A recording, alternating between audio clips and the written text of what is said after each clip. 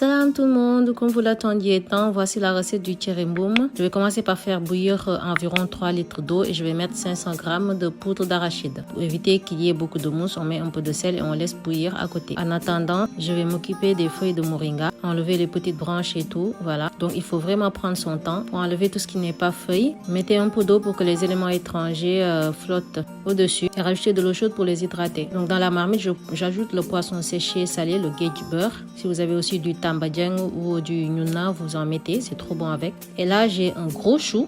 J'enlève les feuilles mortes au-dessus et je le découpe finement. J'avoue que là, j'ai pris que la moitié parce qu'il était vraiment gros. Et là, je viens d'ajouter dans le mélange arachide, eau et sel, geji. Voilà, tout simple. À côté, je vais préparer le nokos, donc de l'ail, du poivron, des tomates cerises. Si vous n'en avez pas, prenez des tomates grappes, mais il faut en mettre assez. Des oignons découpés et du piment entier. Voilà. Donc là, on va mixer le tout. Mixer jusqu'à ce que ça soit homogène et venir l'ajouter dans le mélange qui bout bien. Voilà, on ajoute le nokos, on mélange, on remue. Voilà, toujours à feu moyen. Vous laissez à feu moyen.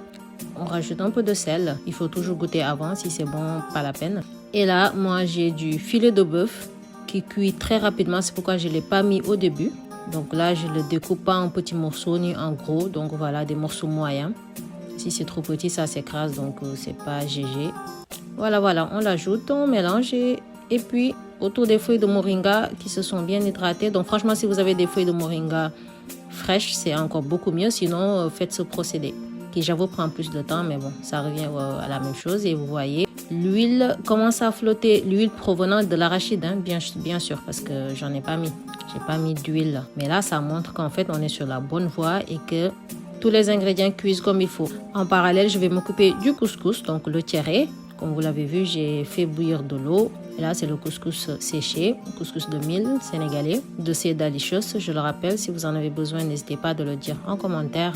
Propre et de très bonne qualité, préparé avec soin. Donc je rajoute un peu de sel pour que ça soit pas très fade. Je mets une quantité d'eau chaude, voilà, pour un lavage entre guillemets, au cas où il y ait un peu de poussière, c'est inévitable. Et encore en mettre un tout petit peu pour laisser hydrater, ça va faciliter la cuisson. Et vous voyez notre sauce, franchement c'est trop beau, c'est trop bon, ça sent trop bon. Et dès que l'huile commence à flotter là, dites-vous qu'en fait la sauce elle est pratiquement prête. Parce que ça montre que l'arachide et tout, ça a très bien cuit. Et on a surtout la bonne consistance, comme vous pouvez le voir, c'est trop beau, la couleur et tout. Ah, j'adore. Voilà, donc le couscous, une fois hydraté, on met au couscoussier juste pendant quelques minutes. Voilà, c'est cuit, notre sauce, elle est prête. Il reste qu'à servir. Prenez du thé après, ça vous fera du bien. Et surtout, n'oubliez pas de vous abonner.